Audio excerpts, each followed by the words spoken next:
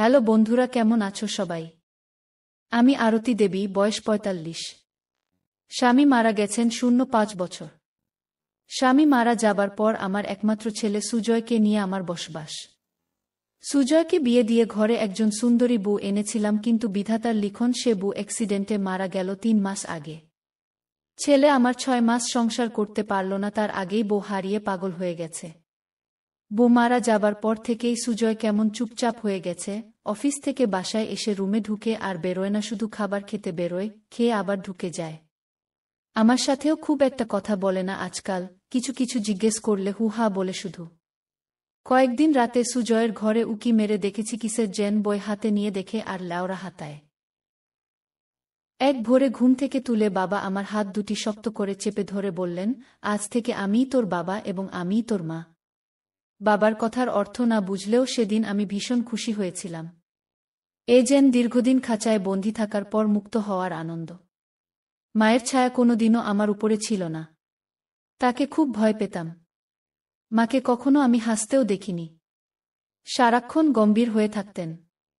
দিনের পর দিন, কখনো সপ্তাহ পার হয়ে যেত, মায়ের সাথে আমার কোনো কথা হতো না। মা সবার সাথে খুব মেপে মেপে কথা বলতেন। আমাকেও যে দুটি কথা বলতেন তা ছিল, পড়াশোনা কি কিছু করো, নাকি বাপের মতো অন্যের পায়ের তলায় পড়ে থাকার খেয়াল করছ? বাবার সাথেও মায়ের তেমন একটা কথা হতো না। প্রয়োজনে যে কয়টা কথা হতো তাতে স্পষ্ট বাবার প্রতি মায়ের ঠাট্টা বিদ্রূপ কটাক্ষ ফুটে উঠত। বাবা সেসব গায়ে মাখান না। এমন ভান করেন যেন খুব তুচ্ছ ব্যাপার। মা তার সাথে মশকরা করছেন। মাকে আমি কাছে পাইনি। তিনি তার চাকুরি নিয়ে ব্যস্ত থাকতেন। আমার বেড়ে ওঠা বাবার সাথে যত্নাত্তি, গল্পগুজব সবকিছুর জন্য আমি শুধু বাবাকে পেয়েছি। বাবা আমাকে দিয়েছিলেন স্বাধীন এক জীবন, যে জীবনে নেই ক্লান্তি, অবসাদ কিংবা পড়াশোনার চাপ। পড়াশোনায় তেমন একটা ভালো করিনি। পড়তে একদমই ভালো লাগত না। বাবা এ নিয়ে কোনোদিন চাপ দেননি। প্রতিবার পরীক্ষার সময়ে ফলাফল খারাপ আসত, তা দেখে বাবা হেসে বলতেন, এটা কিছুই না। পরীক্ষার ফলাফল কখনো জীবন নির্বাচন করে না। মা এ কথা শুনে গম্ভীর মুখে বলতেন, পরীক্ষার ফলাফল জীবন নির্বাচন করে বলেই আমি এখানে, আর তুমি এখানে। আমি আছি মাথা উঁচু করে দাঁড়িয়ে, আর তুমি পায়ের নিচে। তোমার কথাবার্তার ধরন বুঝিয়ে দেয় তুমি কতটা অযোগ্য। যে জীবন অন্যের দ্বারে নত হয়ে কাটিয়ে দিচ্ছ, যদি চাও মেয়েও তাই করুক, তোমার মতো হোক, তবে তাই বানাও, আমার আপত্তি নেই। রক্তের দোষ কখনোই যায় না। মায়ের কথা শুনে বাবার মুখটা মলিন হয়ে যেত। আমার দিকে তাকিয়ে ফ্যাকাশে হাসি দিয়ে ঘর থেকে বের হয়ে যেতেন। বাবা একজন গৃহস্থ কর্মী। তার কত কাজ। আমরা যেখানে থাকি সেটা আমার নানা বাড়ি। বাবা নানা বাড়ির সমস্ত কাজ দেখাশোনা করেন। নানা ছিলেন গ্রামের গণ্যমান্য ধনাঢ্য একজন ব্যক্তি। মা হলেন তার একমাত্র সন্তান। সে হিসেবে শৈশব থেকেই মায়ের অর্থপ্রাচুর্যতার মধ্যে বেড়ে ওঠা। চলার পথে বাধাবিপত্তি ছিল না। তার কোনো চাওয়া অপূর্ণ থাকেনি। একমাত্র সন্তান হিসেবে তার অন্যায় আবদারও মেনে নেওয়া হতো। জীবনে তিনি যা চেয়েছেন তাই পেয়েছেন। কলেজ শেষ করার পরেই নানা চাইলেন মায়ের বিয়ে দিতে। কিন্তু মা রাজি হলেন না। তার আকাঙ্ক্ষা তিনি চাকুরি করবেন। নানা তা মানতে নারাজ। অঢেল সম্পত্তি থাকার পরেও কিসের চাকুরি? মা জেদ ধরে রইলেন। তিনি তার জীবন সংসারে নষ্ট করার আগে ভালোভাবে উপভোগ করতে চান। বন্ধুত্ব, আড্ডা, এগুলো নিয়েই মায়ের দিনকাল ছিল। নানারও এক কথা, এখন বিয়ে বসতে হবে। কিন্তু মা অনেক কান্নাকাটি করায় সিদ্ধান্ত হলো অন্তত মা কেবল পড়াশোনা চালিয়ে যেতে পারবেন। তবে একটাই শর্ত, নানার পছন্দে বিয়ে করতে হবে। মা বাধ্য হয়ে মেনে নিলেন। আমার বাবা হলেন নানার দূরসম্পর্কের ভাগিনা। বাবা শৈশব থেকেই এতিম, একুলকুল, তার কেউ নেই। 14 বছর বয়সে নানার বাড়িতে আশ্রয় খুঁজে পান। প্রথম জীবনে নানার কয়েকটি গরুর দেখাশোনা করতেন। পরবর্তীতে একে একে সব কাজের দায়িত্ব নিজের ঘাড়ে তুলে নেন। বাবা বেশ সাদাসিধা, নরম মনের মানুষ ছিলেন। তার চেহারার মধ্যে আভিজাত্য ভাব ছিল। বয়স বাড়ার সাথে সাথে বাবা আরও সুদর্শন হয়ে উঠলেন। তাকে দেখে বুঝার উপায় নেই তার জীবন কতটা ম্লান। গল্প, চাচাতো বোনের সাথে প্রেম। পর্ব 09। রুমে এসে শুয়ে পড়লাম। একটু পরে দেখি মৌ আমার রুমে আসলো। আমি মৌকে দেখে শুয়া থেকে উঠে বললাম, তুমি এত রাতে আমার রুমে? জামিল: আসলাম কেন, কোনো সমস্যা? মৌ: অনেক সমস্যা, তাড়াতাড়ি তুমি তোমার রুম থেকে যাও, না হলে আমি ছোট আব্বুকে বলে দিব। হা হা হা হা, বলো সমস্যা নেই, আমি আজকে তোমার কাছেই থাকব। হায় আল্লাহ, এই মেয়ে বলে কি, কত বড় কথা, তুমি আমার কাছে থাকবে? কেন, থাকলে কি হয়? তুমি যাবে না কি না বলো? আরে বাবা, আসলাম তোমাকে একটা খবর দিতে। মৌ: কি খবর বলো? জামিল: বড় আব্বু কল করে আব্বুকে বলেছেন আগামী সপ্তাহের মধ্যে আমাদের বিয়ে দিয়ে দিবেন। ও এত তাড়াতাড়ি? কিন্তু আম্মু আব্বু কানাডা থেকে না আসলে যে আমি বিয়ে করব না। আরে পাগল, তারা আসবেন, আগামী পরশু দিন সকালের ফ্লাইটে তারা আসছেন। ও তাহলে ভালোই হলো। আচ্ছা এখন যাও। আরে বাবা যাচ্ছি, আর মাত্র কয়েকটা দিন, তারপর দেখবে এই মৌ কি জিনিস। এই জামিলও কি জিনিস তা দেখাবো বাসর ঘরে। হেসে হেসে: বাসর ঘর লাগবে না, এখন কি করবে করো। হে সত্যি করব। সত্যি বলছি। এতক্ষণ আমি খাটের মধ্যে বসেছিলাম আর মৌ দাঁড়িয়েছিল, তাই এখন আমি খাট থেকে উঠে মৌয়ের কাছে গেলাম।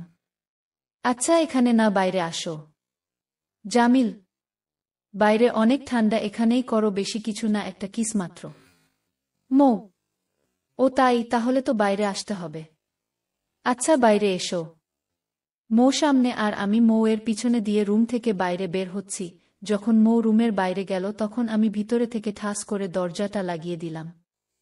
এবার ইচ্ছামতো কিস করো, যাও। জামিল: কুত্তা, বিড়াল, সাদা বিড়াল, কালা বিড়াল, দরজা খুল বেটা। মৌ: বাহ বাহ, তুমি তো খুব ভালো বকা দিতে পারো। একবার দরজা খুল, তারপর দেখবে কি করি। দরজা খোলার জন্য তো আর লাগাইনি, মনে থাকে যেন কালকে দেখে নিব। আচ্ছা দেখা যাবে। দেখা যাবে বেটা সাদা বিড়াল। আমি গেলাম। মৌ চলে গেল আর ওর বকা শুনে আমার খুব হাসি পাচ্ছে। আমাকে কোনোদিন তুই করে কথা বলেনি আর আজকে অনেক বকা দিল। আসলে যে যাকে সত্যিকারের ভালোবাসে সে তাকে অনেক বকাঝকা করে আবার দিন শেষে এক হয়ে যায়। আমি খাটে গিয়ে শুয়ে পড়লাম। পরের দিন ঘুম থেকে উঠে তাড়াতাড়ি অফিসে যাওয়ার জন্য রেডি হচ্ছি। তখন মাহিম কল দিল। হ্যালো দোস্ত। জামিল: কি রে, কোথায় তুই? তিথি চোখ খুলতেই দেখল ওর পেছন থেকে আসা একটা হাত খুব শক্ত করে ওই বিশ্রী ছেলেটার হাত ধরে আছে। হাতের মালিককে দেখার জন্য পেছন তাকাতেই কাঙ্ক্ষিত মানুষটার দেখা পেল। আবিরের চোখে রাগ স্পষ্ট। চোখ ও নাক লাল হয়ে গেছে। চোখ দিয়ে যেন এখনই আগুন বের হবে। তিথির সামনে নিজেকে শান্ত রাখার চেষ্টা করে ও ব্যর্থ হচ্ছে আজ। আগন্তুক ছেলেটি বিশ্রীভাবে বলে উঠল, স্যার বুঝছি মালটারে আপনার ও ভালো লাগছে, আর আমাদের ও ভালো লাগছে, তো আমরা শত্রুতা করে কি করব স্যার? চলেন বন্ধু হয়ে ভাগাভাগি করে নেই। এই বিশ্রী কথা শুনে তিথির কান্না পাচ্ছে। কিন্তু তিথি কাঁদল না, শুধু প্রিয় মানুষটির দিকে তাকাল। আবির প্রেয়সীর চোখের ভাষা বুঝল। আবিরের রাগ তীর তীর করে বাড়ছে। তারপরও শান্ত কণ্ঠে তিথির দিকে আইসক্রিম বক্সটা এগিয়ে দিয়ে ওকে সাইডে দাঁড়াতে বলল। তিথি ও বাধ্য মেয়ের মতো গিয়ে দাঁড়াল। আবির শার্টের হাতা ফোল্ড করে। কি বলছিলি? এবার বলো।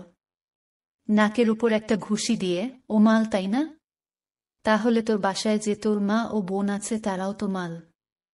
তাদেরকেই হাত বাড়া। আগন্তুক ভুল হয়ে গেছে স্যার, বুঝতে পারি নাই। আবির, তোর ভুলের সমাধানই তো করছি আমি। তুই নিজেও জানিস না তুই কার দিকে হাত বাড়িয়েছিস। আমার কলিজার দিকে হাত বাড়িয়েছিস তুই, যাকে আমি কখনো অপবিত্রতার স্পর্শ ছুঁতে দিব না। আবির মারছে তো মারছেই, ছাড়ার নামই নিচ্ছে না। এদিকে বিশ্রী লোকটার অবস্থা ক্রমশ খারাপের দিকে এগিয়ে যাচ্ছে। তিথি ভয়ে আবিরকে কিছু বলতেও পারছে না আর লোকটাকে বাঁচাতেও পারছে না। মনে প্রাণে কেবল দোয়া করছে কোনো অঘটন না ঘটে যায়। অবশেষে তিথি পা বাড়াল আবিরকে থামাতে। এর মধ্যেই তানভীর এসে আবিরকে থামাল। যদিও আবির থামতে চায়নি, এক প্রকার জোর করেই থামিয়েছে তানভীর। আবির থেমেই নিজের রাগ কন্ট্রোল করতে না পেরে তানভীরের গালে দিল এক থাপ্পড়। ততক্ষণে আগন্তুক বিশ্রী দেখতে ছেলেটি ছুটে পালিয়েছে। তানভীর, কি করছিলি, তোর কোনো ধারণা আছে? আরেকটু হলেই ছেলেটা মরে যেত। তখন কি অবস্থা হতো তোর কেরিয়ারের, সেটা না ভেবেই মারছিলি ওকে? আবির, তুই নিজেও জানিস ও কি করতে চাইছিল। আমার কলিজাতে হাত দেয়, ও কত বড় সাহস! তুই না আসলে আমি ওকে মেরেই ফেলতাম। তানভীর, বুঝলাম ও অন্যায় করেছে, তাই বলে এভাবে মারবি? আচ্ছা বাদ দে, যা হবার হয়ে গেছে। আবির, সরি। তোকে এভাবে চড় মারা আমার ঠিক হয়নি। আসলে অনেক রাগ উঠে গেছিল তো, তাই আর কি। তানভীর, বুঝতে পারছি। আর আমি রাগ কেন করব? বন্ধুত্বে রাগ করতে আছে নাকি? হাসার চেষ্টা করে। আবির আর তানভীর দুজনেই তিথির দিকে তাকাল। তিথির যেন সবটা মাথার উপর দিয়ে যাচ্ছে। কি সব হয়ে গেল ওকে কেন্দ্র করে, অথচ কেউ ওর দোষ না দিয়ে নিজেদের দোষারোপ করে চলেছে আবির তানভীর দুজনেই। তানভীর বোনের কাছে এসে, সরি বোন, আমারই দোষ, আমি অফিসের কল পেয়ে অন্যমনস্ক হয়ে গিয়েছিলাম। আমার উচিত ছিল তোকে নিয়ে সতর্ক থাকা, কিন্তু আমি তা করিনি। রাগ করিস না প্লিজ। তিথি, আমি রাগ করিনি ভাইয়া। ওরা তিনজন মিলে প্রাণের শহর নরসিংদীতে আসল। ট্রেনে আসার সময় তানভীর আর আবির দুজনেই আগলে রেখেছে তিথিকে। তিথি অনেকবার করুণ দৃষ্টি নিয়ে তাকিয়েছে আবিরের দিকে, কিন্তু আবির একবারের জন্য ও তাকায়নি ওই ঘটনার পর থেকে। এতে তিথির ভেতরটা কেমন জ্বলছে। ট্রেন থেকে নেমেও আবির তানভীরের সাথে টুকটাক কথা বলে তিথির দিকে না তাকিয়েই চলে গেল। তিথি কষ্ট পেলেও কিছু বুঝতে দিল না ভাইকে। ভাইয়ের সাথে টুকটাক দুষ্টুমি করতে করতে বাসায় এসে পৌঁছাল। তো হবু স্বামীর সাথে নিজের সৎ বোন রাহাকে এক বিছানায় বাজে অবস্থায় দেখে চমকে গেলেও মনে মনে খুশি হল স্মরণ। এবার তাহলে বিয়েটা আটকানো যাবে, মানে একদম দৌড়বে। টুপ করেই ছবি তুলে নিল সে। এরপর চমকানো ভাবটা মুখে রেখে আর চোখের সামনে এমন পাপকাজ দেখে রেগে চেঁচিয়ে বলল, এসব কি, ছি। হিমেল তখন স্মরণকে দেখে শার্ট পরতে ব্যস্ত, আর রাহা ওড়না নিজের জামা ঠিক করতে ব্যস্ত। স্মরণ সুযোগের সদ্ব্যবহার করতে ভুলল না। হিমেলের দিকে এগিয়ে গিয়ে গালে সপাটে একটা চড় মেরে বসল আর মনে মনে বলল, আহা শান্তি। আরও দুটো মারা উচিত, যেই ভাবা সেই কাজ। পরপর আরও দুটো চড় মেরে ক্ষান্ত হল স্মরণ। এদিকে গালে একটা চড় পড়তেই হিমেল এতটাই হতবম্ব হয়েছিল যে পরপর আরও দুটো পরে সেই হতবম্বতা দ্বিগুণ হয়ে গেল। ওপাশে দাঁড়ানো রাহা নিজেও হতবম্ব হল। হিমেলকে চড় মারতে দেখে স্মরণের দিকে এগিয়ে এলো স্মরণকে মারার জন্য। স্মরণের অতিনিকটে এগিয়ে এসে হাত উঁচিয়ে চড় মারতে প্রস্তুত হতেই স্মরণ খুব সহজেই হাতটা ধরে ফেলল। মুখে একটা বাঁকা হাসি ফুটিয়ে বলল, আকাম করবি তুই? আর মার খাব আমি? এটা কি করে হয় রাহা? রাহার হাত দিয়ে রাহাকেই চড় মারল স্মরণ। চড়ের বেগ এতটাই ছিল যে রাহার বিশুদ্ধ মস্তিষ্ক গাণিতিক সমাধানে নিউটনের প্রয়োজনীয় সূত্রাবলী হিসেব মনে করতে লাগল। হিমেল নিজের হতবম্বতা কাটিয়ে শক্ত গলায় ধমকে বলল, হাউ ডেয়ার ইউ। স্মরণ পেছনে ঘুরে মাথাটা ডান দিকে হেলিয়ে ডান হাত ডান চোখের সামনে এনে তর্জনী আর মধ্যমা ভি আকৃতির করে ঠোঁটে কুটিল হাসি ফুটিয়ে শান্ত স্বাভাবিক আওয়াজে বলল, হাউ ডেয়ার মি। হিমেল এতটাই রেগে গেল যে স্মরণকে মারার জন্য নিজের প্যান্টের বেল্ট খুলতে লাগল। স্মরণ ভীষণ বিরক্ত হল। একে খুব বর্ষর শায়েস্তা করতে হবে মনে মনে ঠিক করে নিল। হিমেল বেল্টটা হাতে নিয়ে স্মরণকে মারার জন্য উদ্যত হতেই স্মরণ সেটা ধরে ফেলল। হিমেলের মেইন জায়গায় একটা লাথি মারতেই হিমেল সে জায়গায় ধরে কাচুমাচু হয়ে গেল আর পুরো মুখ লাল হয়ে গেল। স্মরণ গায়ের সমস্ত শক্তি ব্যয় করে হিমেলের থেকে কেড়ে নিল বেল্টটা। হিমেলের গায়ে এক ঘা বসিয়ে দিতেই আর্তনাদ করে উঠল হিমেল।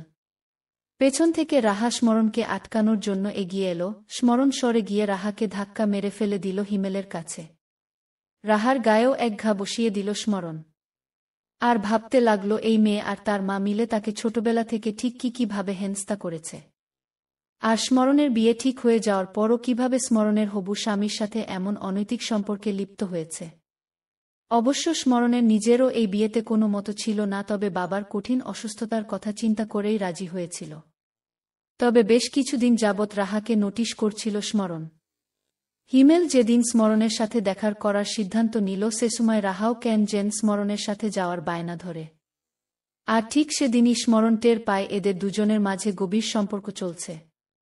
স্মরণ জানে রাহা তার সমস্ত কিছু কেড়ে নিতেই অভ্যস্ত এবং ভালোবাসে। তবে হিমেলের সাথে এমন বাজে কাজ করবে তাও অবিবাহিত দুজন, এমন কিছু কল্পনার বাইরে ছিল। তাই আজ এদের একটা উচিত শিক্ষা দিয়েই তবে বাড়িতে ফিরবে স্মরণ। আজ বাড়িতে